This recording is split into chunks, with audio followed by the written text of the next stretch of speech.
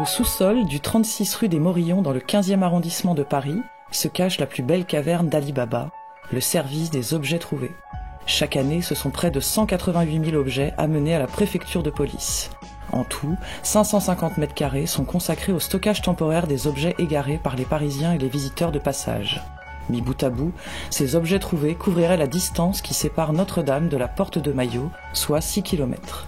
Patrick Cassignol, responsable du service des objets trouvés. Le service des objets trouvés a été créé en 1804 par Napoléon. Pour que tous les objets se trouvant dans l'ancien département de la Seine, c'est-à-dire Paris et les 3 départements périphériques, pour que tous les objets reviennent et soient remis dans ces locaux au commissaire de la République. Les objets traînaient, donc il a voulu tous les récupérer et les stocker dans un local qui se trouvait du côté, à l'époque, du côté du quai des Orfèvres. La mission du service des objets trouvés, c'est récupérer tous les objets perdus ou retrouvés se trouvant dans Paris, les 3 départements périphériques, et les restituer à leurs perdants, voilà, à leurs usagers. On appelle ça des perdants, oui, puisque bon, c'est un objet trouvé. Qui dit objet trouvé dit perdant.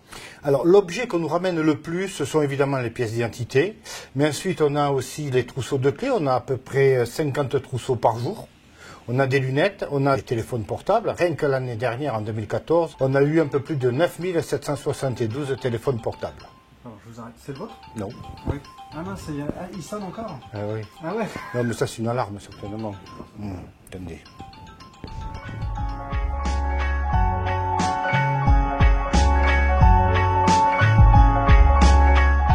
Il y avait une dame, une fausse handicapée, qui se trouvait à la station d'Enfer Rochereau, au RER. Et quand elle voyait les flics arriver ou les services d'ordre de la RATP, elle partait en galopant. Le taux de restitution des objets trouvés est de 25% sur l'ensemble des objets trouvés. Toutefois, lorsqu'il y a un objet identifié, là, on dépasse plus de 60%.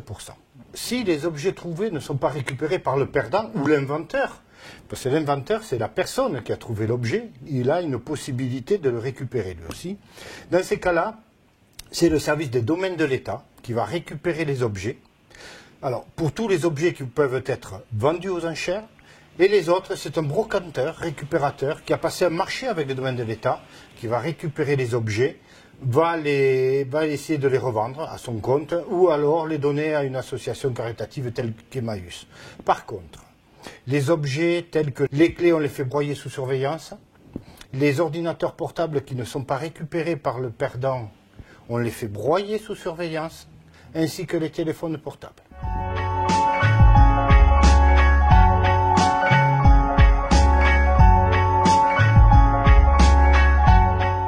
L'inventeur de l'objet, c'est-à-dire la personne qui a trouvé l'objet, peut récupérer l'objet. Alors si la valeur de l'objet est inférieure à 100 €, il va le récupérer au bout de 3 mois, il aura 1 mois pour le récupérer. Et si la valeur de l'objet est supérieure à 100 €, il aura 6 mois pour récupérer l'objet, au-delà d'1 an. Maintenant, il n'en est pas propriétaire, il n'en a que l'usufruit. Il sera propriétaire de l'objet au bout de 3 ans à partir de la date de trouvaille.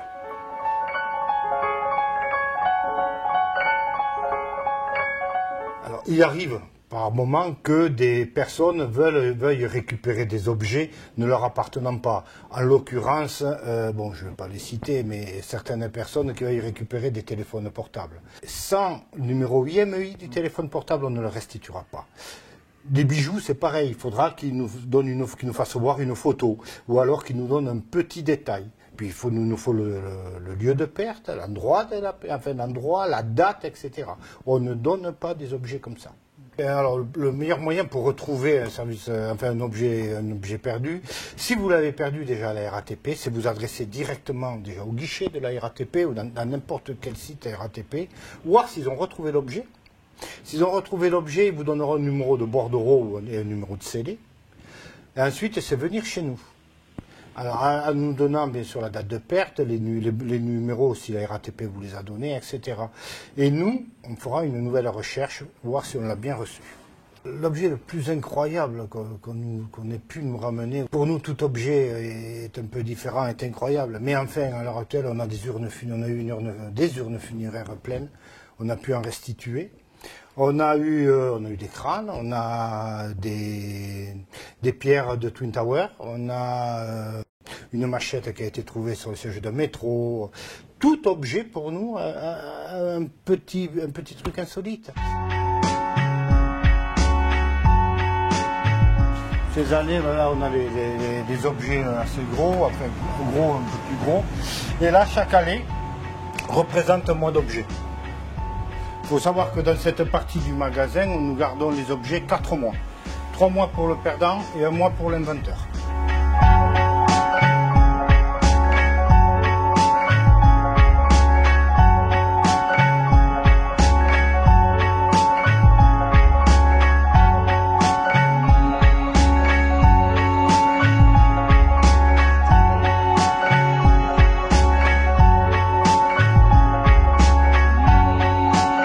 Les gens restituent, il est déjà arrivé que, je me souviens, il y avait un monsieur qui était chômeur. Il a trouvé un portefeuille, il y avait 700 € à l'intérieur, dans une cabine téléphonique, il l'a ramené ici. Et au final, il l'a récupéré? Ah non, puisque le perdant est venu.